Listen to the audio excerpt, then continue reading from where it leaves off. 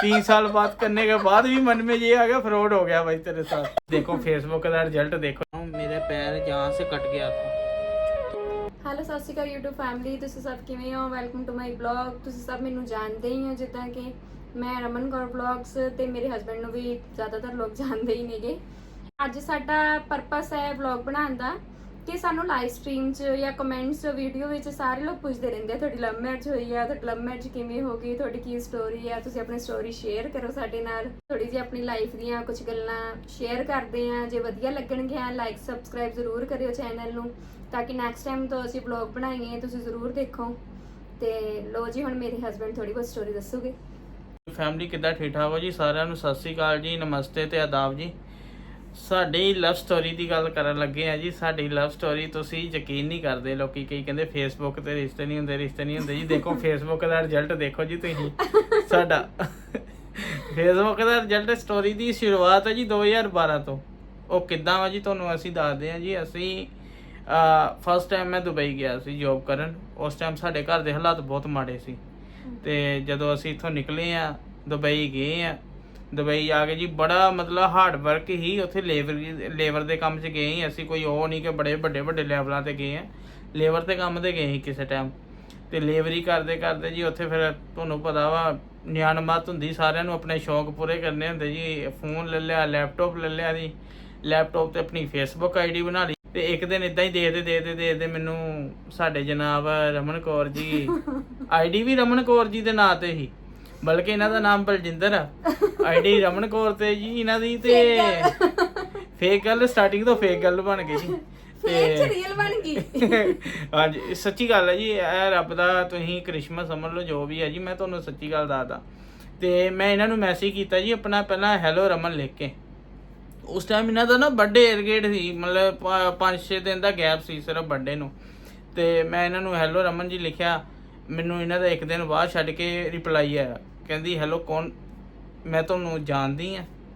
तो वही इनको मैंने बोला, मैं कहा नहीं भाई हम तो एक दूसरे को जानते नहीं है, हम तो सिर्फ ओनली जस्ट फ्रेंड बन सकते हैं। तब इनकी हिंदी चलती थी, मेरी पंजाबी चलती थी। तो उस टाइम पे हमने, जैसी पंजाबियों को टूटी फूटी हिंदी आती है, पता ही है सबको जी। तो उस टाइम की बात है जी, मैंने पहला मैसेज यही भेजा है हेलो रमन लिख के। तो इन्होंने मेरे को एक दिन छोड़ दिया, रिप्लाई नहीं दिया। मैंने चेक करा तो कुछ भी नहीं है। दूसरे दिन चेक करा तो इनका सीधा मैसेज आया मेरे को, हेलो कौन, मैं जानती हूँ क्या आपको। तो मैंने सीधा बोला, मैं कहा नहीं सर, नहीं मैम आप नहीं मुझे जानते। मैंने ये बोला, मैं कहा जानने लग जाओगे आप, हम जस्ट फ्रेंड बन जाते हैं। तो ये बोले कि हम ऐसे फ्रेंड भी नहीं बनाते। तो भाई सिलसिला चलता रहा। 10-15 दिन hello hi, hello good morning के मैसेज ऐसे लड़की को सब करते हैं जी। आप लोग तो करते ही, आपको बोलने की ज़रूरत ही नहीं है जी। तो हेलो हाय। तब इनका बर्थडे आ गया बीच में। तो इनके बर्थडे पे मैंने विश कर दी, शायद भगवान की दुआ से। पहले तो माँ फैमिली करती है, मम्मी पापा करते। मम्मी पापा के बाद शायद तीसरा नंबर मेरा था। मैंने विश कर दी इनको सुबह जी, क्योंकि दुबई के और इंडिया के टाइमिंग के थोड़ा फ़र्क है। क्योंकि दुबई का टाइम थोड़ा पीछे है और इंडिया का थोड़ा आगे है। तो जी बात करते करते इनसे मेरी बात होती गई, हेलो हाय होती रही, गुड मॉर्निंग होती रही। तो मेरा फ्रेंड है एक, वो पंजाब का ही है। तो वो मेरे को फेसबुक पे इनके साथ चैटिंग करता हुआ देख के बोलता, भाई किस कामों में पड़ा हुआ तू, क्या काम कर रहा है ये। मतलब लड़कियां वड़कियां नहीं पढ़ती फेसबुक पे, सब फेक होता है जी। तो ऐसी जिदबाजी होगी, मैंने उससे शर्त लगा ली जी।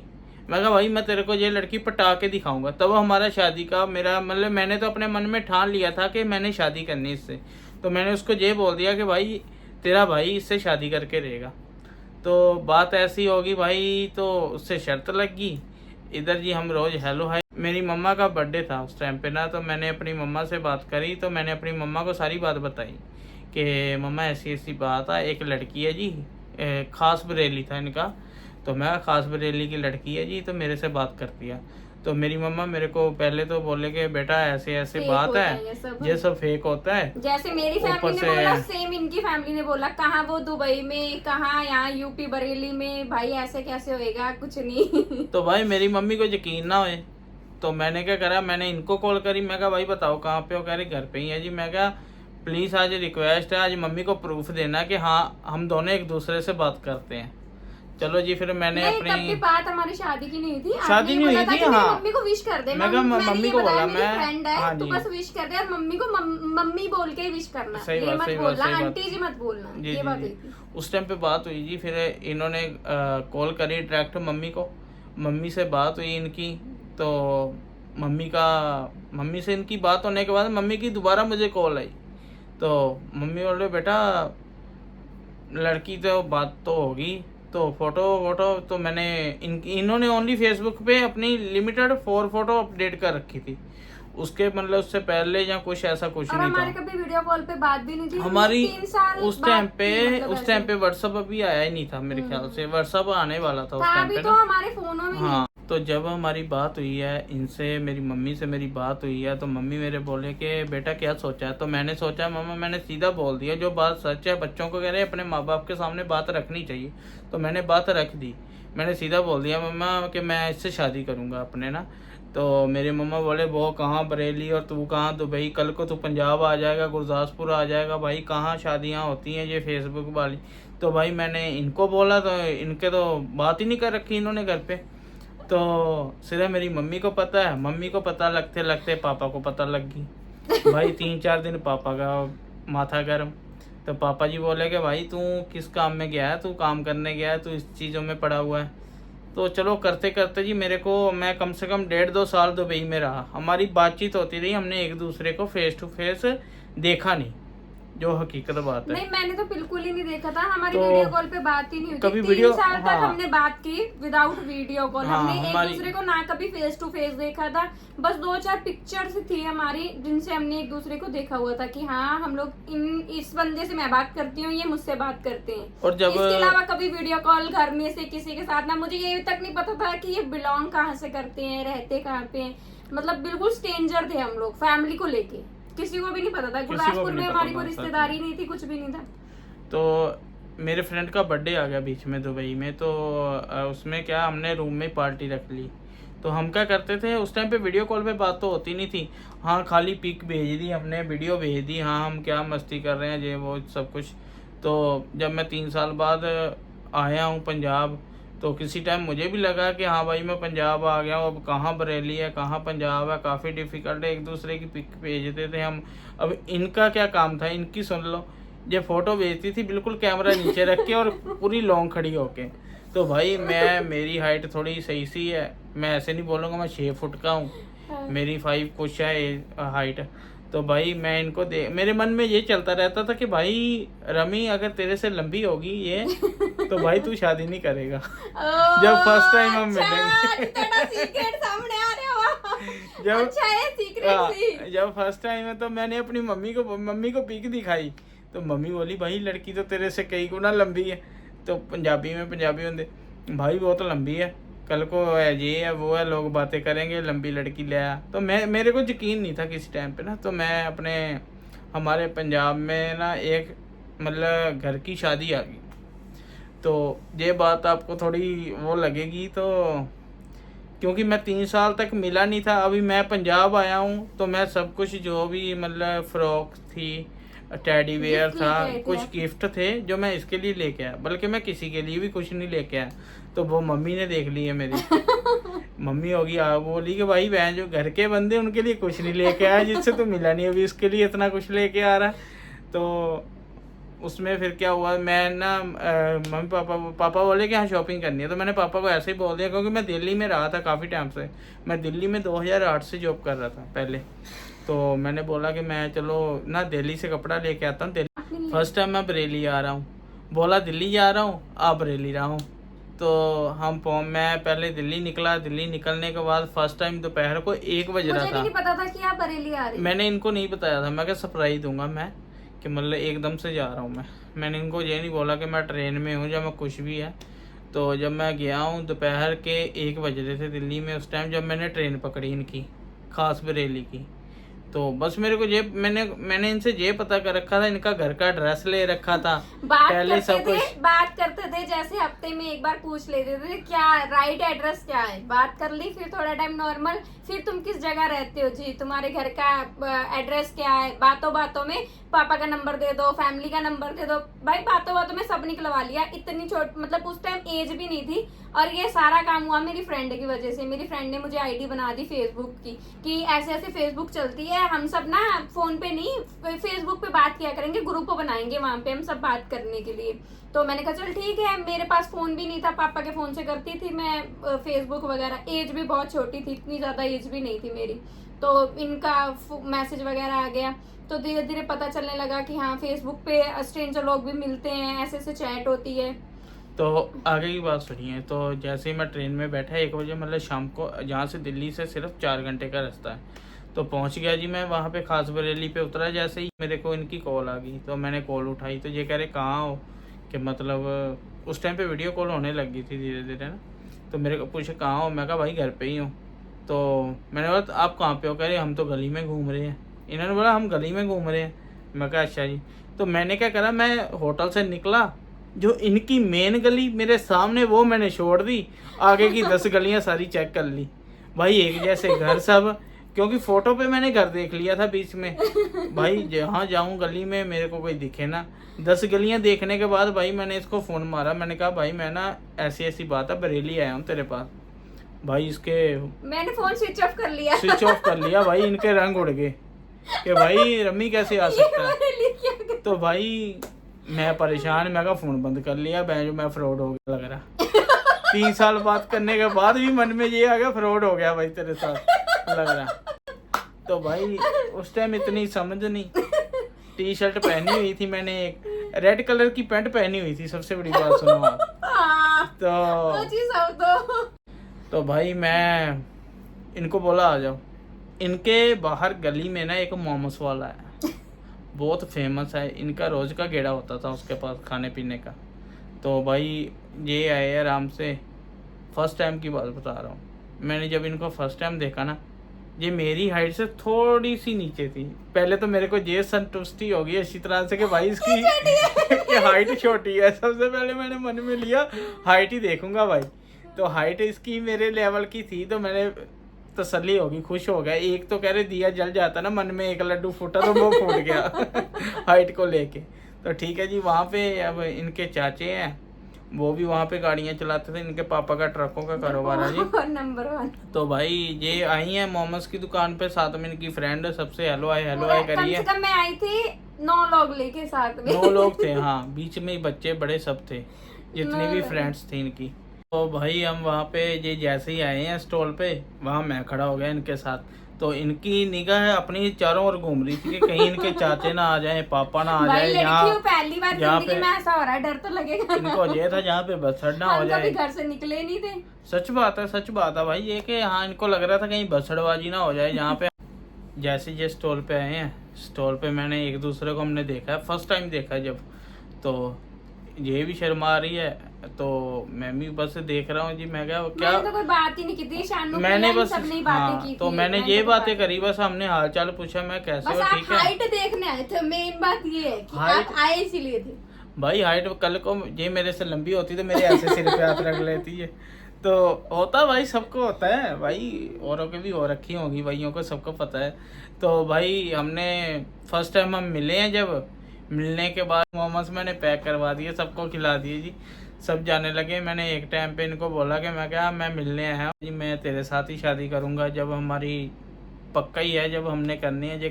ये हर टाइम मेरे को यही बोलती थी कि मेरे मम्मी पापा नहीं मानेंगे, मेरे मम्मी पापा नहीं मानेंगे, क्योंकि ओवरकास्ट की मैरिज थी, ठीक है। इनके ये सन्यारे हैं, हम पंजाबी लवाने हैं, जो मेन बात है जी।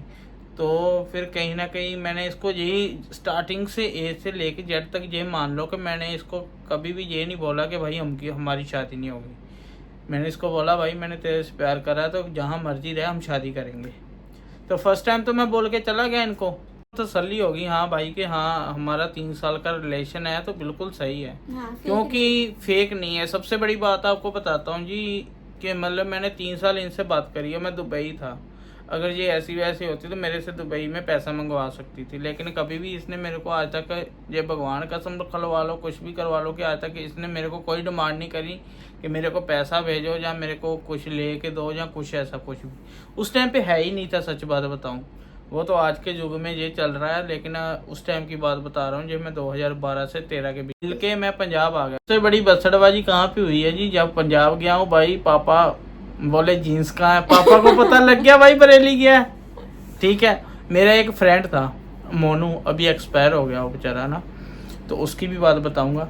तो भाई उसको मैं सारी अपनी बात बताता था, उसने बता दिया जी हाँ आपका बेटा वहाँ पे गया हुआ मिलने के लिए। तो भाई पापा आते ही बोल रहे थे जीन्स कहाँ है, कपड़े कहाँ हैं, तो मैं बोल रहा हूँ जी मैं उधर चला गया था मिलने, ये वो।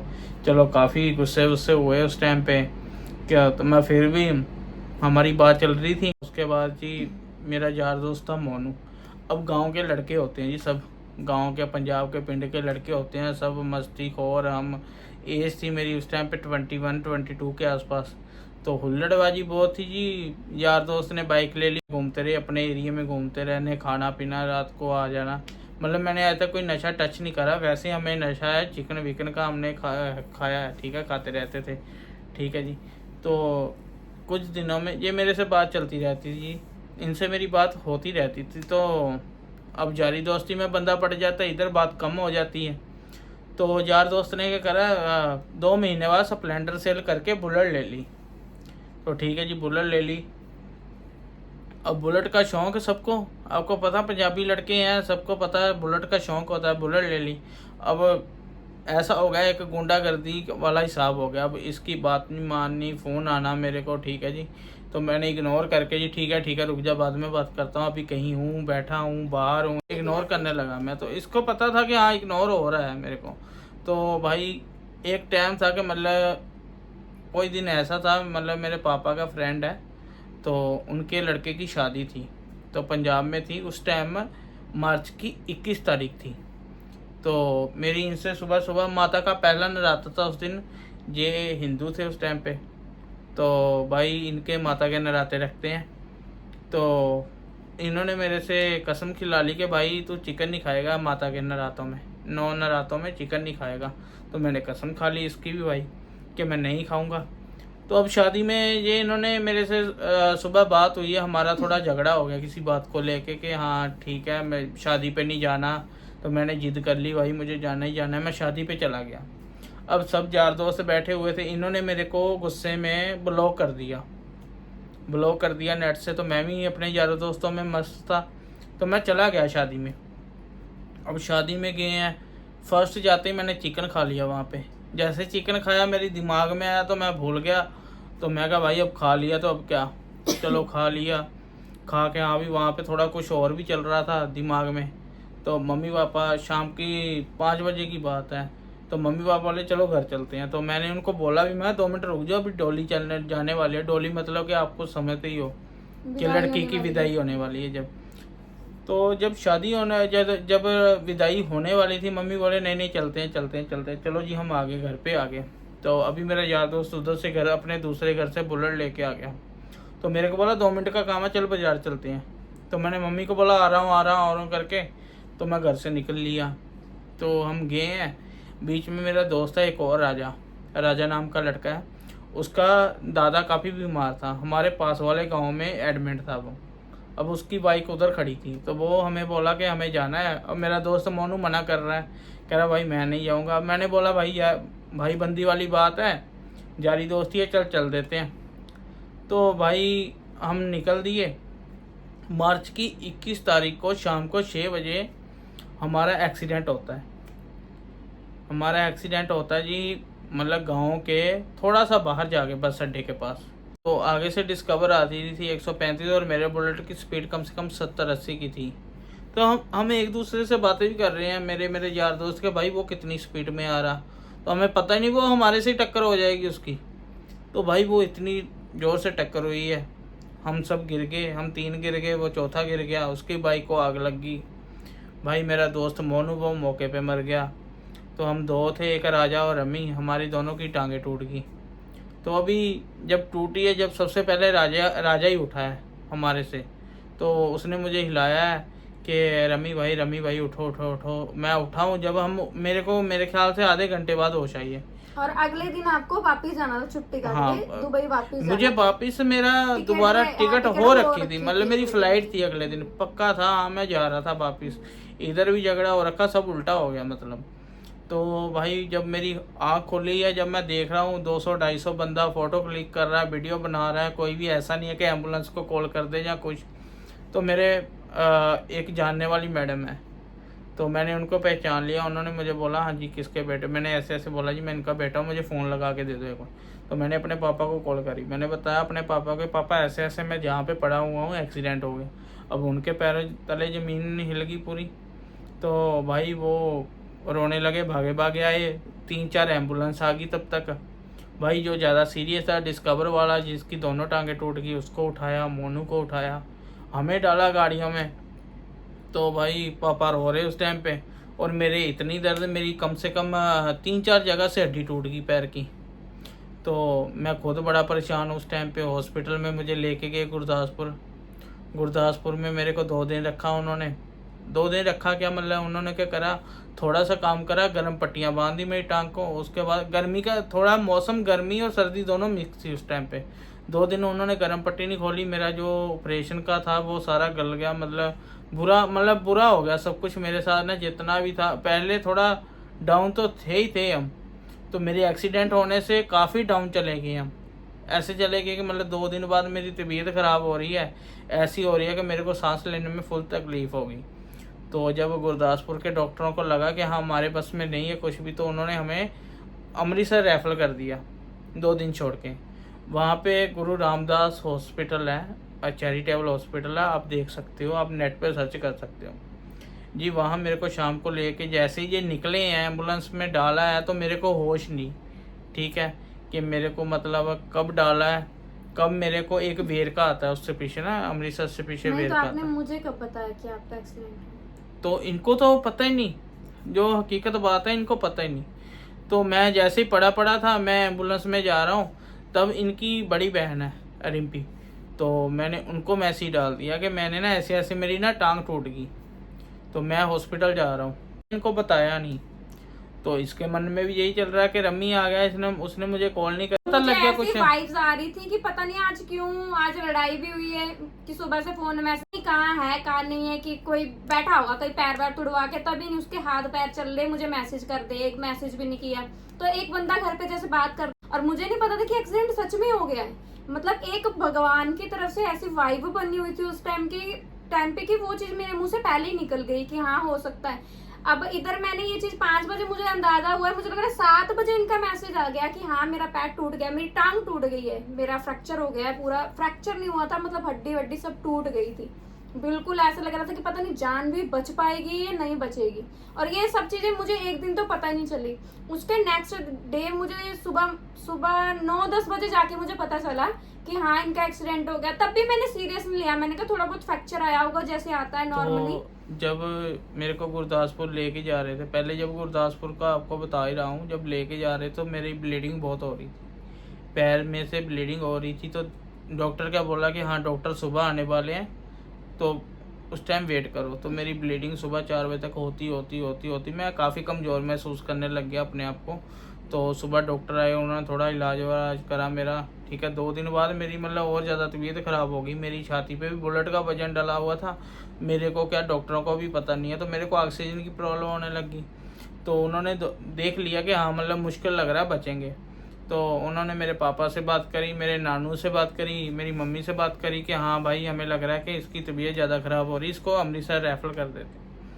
तो अमृतसर मेरे को लेके गए हैं, ये हम शाम को निकले हैं। जब मैं इन्होंने एम्बुलेंस में डाला, मेरे को होश नहीं थी बिल्कुल। जब वेरका आया है, वेरका का टोल टैक्स आता है जब गोल्डन टेम्पल को जाते हैं, अमृतसर को जाते हैं, तो उस टाइम मेरे को बीच में जाके होश आई। तो जब मैंने हल्की सी आँख खोली, मेरे मम्मी पापा बहुत रो रहे थे, इतना रो रहे थे कि मतलब मेरे से ना, मतलब उनको हाथ नहीं लग पाया कि मैं उनको चुप करवा दूं।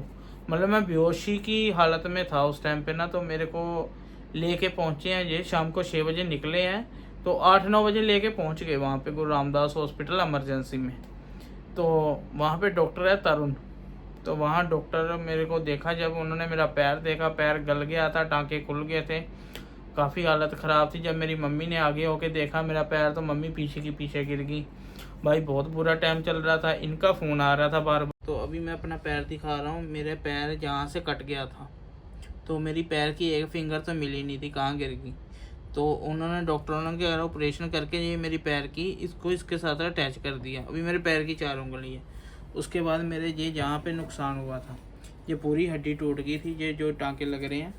तो मेरे पैर की जो उंगलियां देखी हैं आपने, आगे हड्डी देखी है, ये मेरे ऊपर से लेके नीचे तक पूरा पैर टूटा हुआ है। इनसे कम से कम 4 प्लेटें डली हुई हैं मेरे पास ना, रोटें डली हुई हैं। तो गुरु रामदास हॉस्पिटल में जब ले गए, ऑक्सीजन लगवाई उन्होंने। लगवाने के बाद ही मेरा ऐसे ही बिना किसी इंजेक्शन के, जहाँ भी कहते हैं ना कि सुन करके इंजेक्शन लगा के फिर ऑपरेशन होता है, कुछ नहीं, ऐसा कुछ नहीं हुआ। ऐसे ही बिना सुन किए उन्होंने मेरे पैर का ट्रीटमेंट करा है। रात को 1 बजे मेरे को उन्होंने बाहर निकालना है इमरजेंसी से। तो जब बाहर निकले हैं तब मम्मी पापा सब रो रहे हैं, मेरे को कोई होश नहीं थी उस टाइम पे। काफ़ी दिक्कत हो गई मेरे को, कम से कम मेरे को हॉस्पिटल से निकलते निकलते 6 महीने लग गए।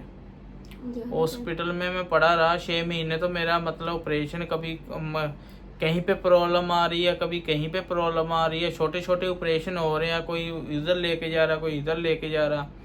तो ये परेशान, उस टाइम मैं मम्मी पापा को यही बोलता था, मैं मुझे लगेगा नहीं मैं बच पाऊँगा, मेरी हालत बहुत ऐसी है। तो मैं रमन को याद करता रहता था, मैं मेरी बात करवा दो, मेरी बात ही नहीं हो पाती थी इससे, क्योंकि मुझे इंजेक्शन लगे रहते थे बेहोशी के। तो हालत बड़ी ख़राब, मैं यही बोलता था एक बार उसको बुला दो, मैं देख लूँ, मुझे लग नहीं रहा मैं बच पाऊँगा, तो रमन से बात करो। तो एक दफ़ा मेरी बीच में बात भी हुई है रमन से। तो रमन बोली आप सही हो, मैं नशे की हालत में, मैं सही हूँ। तो मेरे मम्मी पापा मेरा साथ दे रहे थे उस टाइम पे, इसकी दुआएं मेरे काम आ रही थी। तो किसी टाइम मेरे को ऐसे लगा, जब लास्ट में मेरे को फिर ऑपरेशन का बोल दिया, जब 6 ऑपरेशन हो गए, 6 ऑपरेशन हो गए थे। 6 ऑपरेशन के बाद जब मेरे को 7वां ऑपरेशन बोला है, उस टाइम पे मैंने इसको रमन से, ऑपरेशन थिएटर में जाने से पहले मैंने रमन से बात करी। उस टाइम मेरे को होश थी। तो मैंने रमन को ये बोला कि भाई मैं थक चुका हूँ ऑपरेशन करवा करवा के, मुझे नहीं लगता कि मैं बच पाऊँगा, मेरी हालत नहीं है ऐसी, मैं हर टाइम बेहोश रहता हूँ, हर टाइम मुझे नहीं पता लगता मैं कहाँ पे हूँ कहाँ पे नहीं हूँ। तो मैंने रमन को ये बात बोल दी कि भाई मुझे लग नहीं रहा मैं बचूंगा, कल को कुछ होता है मुझे तो तू कहीं और शादी कर लियो। वो चीज़ सुनकर ना मेरे को खुद इस चीज़ में मेरी आंखों में पानी आ जाता है कि मेरी मम्मी पापा रमन इतना देखा है ना उस टाइम पे कि मतलब मेरी हिम्मत नहीं थी कि मैं बच पाऊंगा। मैंने इसको उस टाइम ये बल्कि दरबार साहब इन्होंने माथा टेका शायद कि मैं बच गया, शायद क्या भगवान से क्या दुआ करें। मैंने इसको कॉल करी रमन को, जब मेरा लास्ट प्रेयर था मैंने इसको मना कर दिया, मैं भाई मैं तेरे से शादी नहीं कर पाऊंगा, मुझे ये नहीं पता मैं कल को चल पाऊँ या ना चल पाऊँ। मुझे डॉक्टरों ने ये बोला था, किसी टाइम डॉक्टर ने पापा को ये भी बोल दिया था कि भाई इसकी टांग काटनी पड़ सकती है। तो उस टाइम पे मेरा इतना दिल टूट गया था कि भाई मुझे नहीं लगता मैं चल पाऊँगा, कल को मैं इसकी भी लाइफ बर्बाद करूँ। तो मैंने इसको बोला, रमन को साहब बोला कि भाई तू मेरे को छोड़ के कहीं और शादी कर ले। तो भाई क्या हकीकत बात क्या, 3 साल का प्यार है हमारा, ये मेरे को साफ मना कर दी कि कल को मान लो हमारी शादी हो जाए, मेरे को ऐसा हो जाए तो आप मुझे छोड़ दोगे क्या। इसकी भी बातें मैंने सुनी, इसने व्रत रखे मेरे लिए, इतना स्ट्रगल देखा है, इतना रोए हैं, ये रोए हैं, मेरे मम्मी पापा सब रोए। तो उस टाइम पे जब मेरा लास्ट ऑपरेट हुआ है, चलो मैं ठीक हो गया, थोड़ा ठीक हुआ मैं, तो मैं इससे बात करने लग गया रमन से। जब रमन से मेरी बात हुई है तो मैंने बोला हाँ मैं थोड़ा ठीक हूँ। मैं कम से कम 9 मंथ बाद घर गया था, 8 to 9 मंथ मेरे को लग गए थे हॉस्पिटल में। काफ़ी मतलब मेरे पैर उठाने के लिए भी 2 बंदों की ज़रूरत पड़ती थी। तो उस टाइम मैं कहा ये देखी ये तो वैसे मर जाएगी, क्योंकि मैंने इसकी बात नहीं मानी, बहुत अपना नुकसान करवा लिया। तो जब मेरे को मैं फ्री होके आया हूँ 8 महीने, जब मैं घर आया हूँ, घर आके मैंने इससे बात करने लग गया जी। मेरे को मतलब 1 साल हॉस्पिटल में लग गया ठीक होते होते, ऊपर से मैं वापस भी जा नहीं पाया, मेरी कोई इससे रमन से अच्छी तरह से बातचीत नहीं हो पाई, कोई हमारा साथ में नहीं खड़ा हुआ इतना।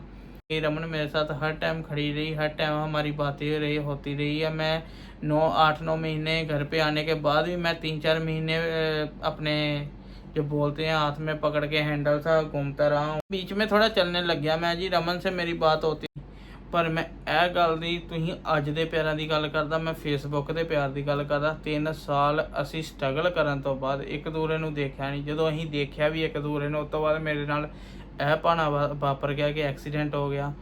तो उसके बाद मेरे को मम्मी पापा ने बताया कि जितना मेरे मम्मी पापा मेरे साथ खड़े रहे हैं, उतना ही मेरे साथ रमन खड़ी रही है। हर टाइम रमन का फ़ोन आना, कैसे हैं कैसे नहीं है। नहीं तो कोई ऐसा होगा कि आज के टाइम पे किसी का पैर टूट जाए तो हाथ छोड़ देते हैं, और ऊपर से 6-7 ऑपरेशन हो गए। उस टाइम पे मैंने इसको बोला कि भाई मुझे शादी करनी है अब। तो ये कह रही है अभी वेट करना पड़ेगा, अभी बड़ी बहन की शादी होगी तो होगा साथ नहीं। में। घर पे मैं इसलिए बात नहीं कर रही थी ना, देखो कोई भी अगर पेरेंट्स हैं, अगर पता चले उनको कि हाँ लड़के के 6 ऑपरेशन हो गए, एक टाइम पे लड़की सरवाइव कर सकती है इन चीज़ों को। कोई भी पेरेंट्स, अब हम ही है, हमारी बेटी है, तो अगर कोई लड़का ऐसा होगा उसका एक्सीडेंट हो रखा है, हम 10 बार सोचेंगे उसकी शादी करने के लिए। नॉर्मल बात है, कोई भी पेरेंट्स नहीं मानते। मुझे पता था कि हाँ मेरे पेरेंट्स नहीं मानेंगे इस चीज़ के लिए कि अब इनके 6 ऑपरेशन हो गई, बट मेरे मन में हमेशा ये चलता था कि अगर मेरी किस्मत में ये लिखा होगा शादी मेरी किसी दूसरी जगह हो जाए, उसके बाद अगर ऑपरेशन हो जाए, ऐसे एक्सीडेंट हो जाए, तो क्या मेरे पेरेंट्स मुझे वापस ले आएंगे? तब भी तो मेरे पेरेंट्स मुझे मेरे ससुराल में ही रखेंगे ना।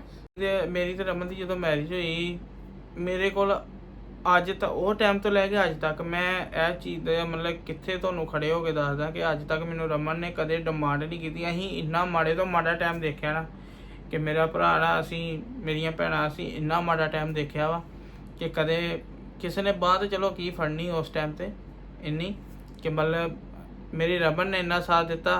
ਕਦੀ ਮੈਨੂੰ ਇਹ ਨਹੀਂ ਕਿਹਾ ਕਿ ਮੈਨੂੰ ਇਹ ਚੀਜ਼ ਦੀ ਲੋੜ ਹੈ ਦਵਾਓ, ਕਦੀ ਮਾਰਕੀਟ ਨਹੀਂ ਜਾਣਾ, ਕਦੀ ਕੁਝ ਨਹੀਂ, ਮੇਰੇ ਨਾਲ ਖੜੀ ਰਹੀ ਥੰਮ ਬਣ ਕੇ। ਠੀਕ ਹੈ ਜੀ। ਅਸੀਂ ਫਿਰ ਫੈਮਿਲੀ 'ਚ ਬੈਠੇ, ਸਾਡੇ ਫਾਦਰ ਨਾਲ ਗੱਲ ਹੋਈ ਸਾਡੀ ਸਾਰਿਆਂ ਦੀ।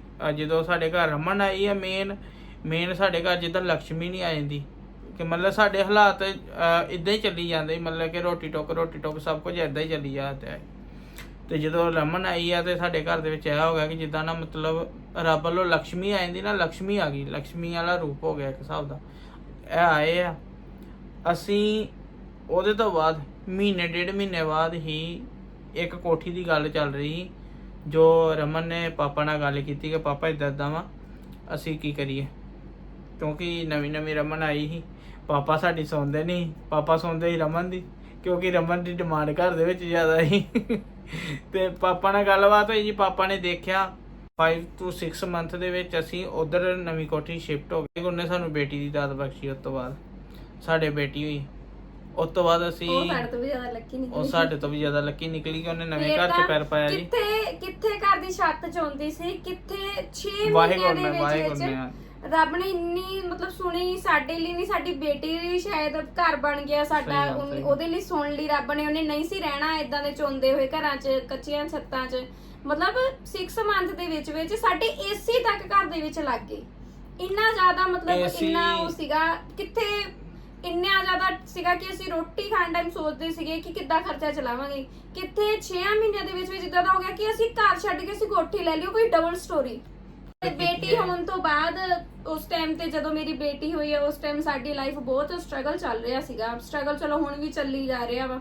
ਸਾਨੂੰ ਇਹ ਹੁੰਦਾ ਸੀਗਾ ਕਿ ਹਾਂ ਪਹਿਲਾਂ ਤਾਂ ਅਸੀਂ 2 ਜਣੇ ਸੀਗੇ, ਉੱਤੋਂ ਇਹਨਾਂ ਦਾ ਪੈਰ ਇਦਾਂ ਸੀਗਾ, ਤੇ ਅਸੀਂ ਸੋਚਦੇ ਸੀ ਅਸੀਂ ਅੱਗੇ ਕਿੱਦਾਂ ਵਧਾਂਗੇ, ਅਸੀਂ ਲਾਈਫ ਦੇ ਵਿੱਚ ਕੀ ਕਰਾਂਗੇ। ਬਹੁਤ ਔਖਾ। ਹੁਣ ਸਾਡੀ ਬੇਟੀ ਵੀ ਆ, ਅਸੀਂ ਬਹੁਤ ਕੁਝ, ਹਰ ਇੱਕ ਨੂੰ ਹੁੰਦਾ ਕਿ ਸਾਡੀਆਂ ਡਿਮਾਂਡਸ ਖੁਆਇਸ਼ਾਂ ਪੂਰੀਆਂ ਹੋਣ, ਸਭ ਕੁਝ ਹੋਵੇ। ਹੁਣ ਦੇਖੋ ਸਾਡੀਆਂ ਕੋਈ ਗਵਰਨਮੈਂਟ ਜੌਬ ਨਹੀਂ ਹੈਗੀਆਂ, ਸਾਡੀ ਫੈਮਿਲੀ 'ਚ ਕਿਸੇ ਦੀ ਕੋਈ ਗਵਰਨਮੈਂਟ ਜੌਬ ਨਹੀਂ ਹੈਗੀ।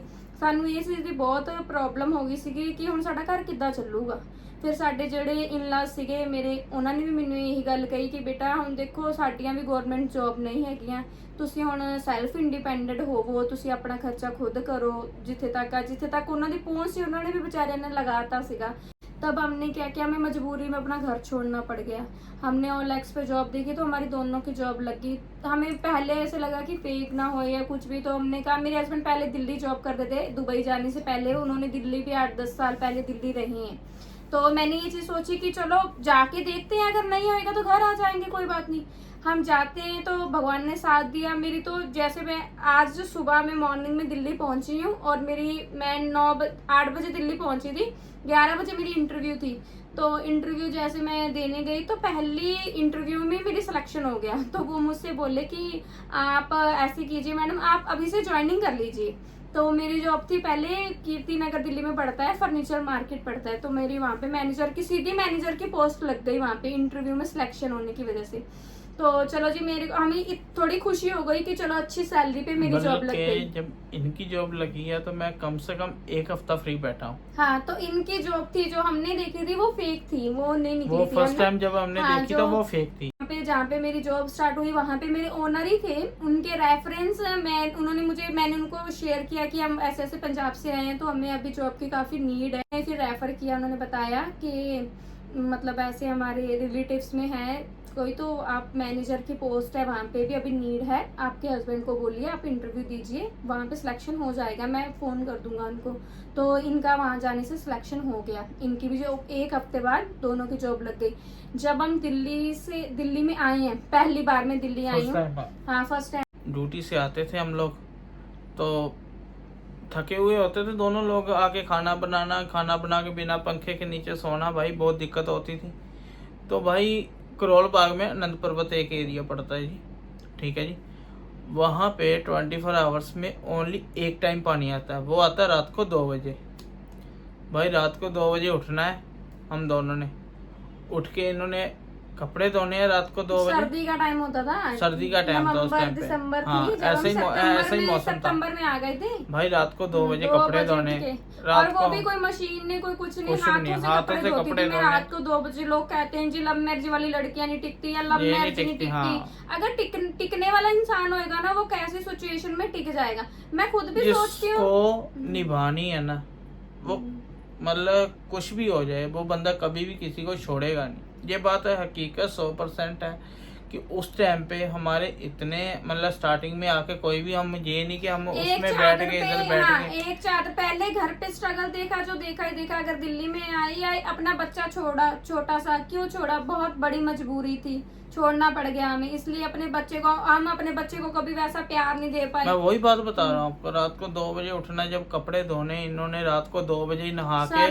फिर सो जाना। सर्दी का मौसम था कुछ भी तब। तो भाई इस चीज को लेके हम बोलते हैं हमने इतना स्ट्रगल देख लिया, हमने इतना कुछ, हमने जहाँ का दिल्ली का कुछ नहीं बनाया था। आज के टाइम में पता है, आप बिलीव नहीं करोगे आज के टाइम में कि इतनी गरीबी भी किसी के घर पे हो सकती है या ऐसा हो सकता है। जी मैंने देखी है, इन्होंने देखी है, हमारी फैमिली ने भी देखी है इनफैक्ट।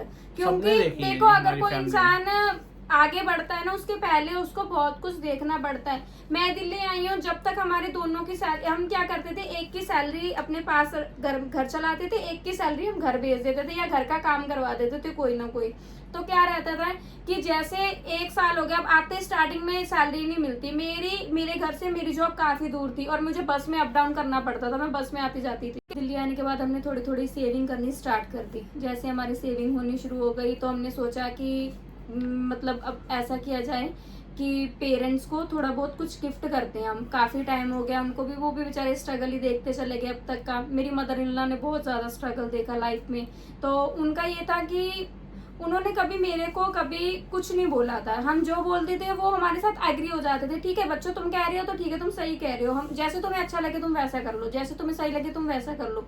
और वैसे मेरा देवर था, तो जैसे हमने सोचा, मेरी हमेशा शुरू से आदत थी, मैं इनसे बात करती थी। जो मैंने बताया आपको कि मेरा कोई भाई नहीं है, तो जो मेरा देवर है मैंने हमेशा से उसको भाई समझा। इनफैक्ट वो बना भी हमेशा, उसने कोई देवर वाली या भाभी वाली कोई कभी बात नहीं की, वो शुरू से मेरा भाई बन के रहा। तो हमें कोई भी चीज करनी होती तो हम उसकी एडवाइस जरूर लेते थे कि भाई देख ऐसे ऐसे बात है, हमें ये चीज करनी है तो बता हम कैसे करें। तो जब मैंने उसको बोला कि हमारा मन है कि हम मम्मी पापा को गाड़ी गिफ्ट कर दें, 4 व्हीलर, वो लोग काफी टाइम से ऐसे ही हैं, आना जाना दिक्कत होती है उनको बहुत ज्यादा, चल गाड़ी होगी तो कहीं भी बंदा आराम से चला जाता है। तो उसने भी कहा हाँ ठीक है भाभी, जैसे आपको सही लगता है वैसे कर लो। हम सब मिलके, तो मेरे देवर ने, इन्होंने, मैंने, हम सब ने पैसे जोड़ के हमने मिलके उनको गाड़ी गिफ्ट की, 4 व्हीलर। वो भी हमने दिवाली पे करी हाँ, थी। दिवाली में दिवाली हमने से एक दिन गाड़ी पहले गिफ्ट पे की। दिवाली से एक दिन पहले करी थी। हाँ, तो हमने गाड़ी गिफ्ट की। तो मेरे मन में यही रहता था कि देखो कहीं ना कहीं मेरे हस्बैंड को बचाने के लिए उन्हीं का तो हाथ था सबसे पहले। अगर उन्होंने ना बचाया होता तो मैं इनके साथ आज कैसे बैठी होती। आज देखा जाए तो आज के दिन पे हम एक साथ नहीं बैठे होते। अगर लोग हमें कमेंट में बोलते आप लड़ते हो, भाई हम कैसे लड़ेंगे? जिस बंदे ने मेरा इतना दुख में साथ दिया हो, हर टाइम पे हमारे साथ होते हैं। घरों में झगड़े नॉर्मली सबके होते हैं जी, हम, लेकिन हम ये नहीं कि हम एक दूसरे का फेस ना देखें या फेस टू फेस ना होए।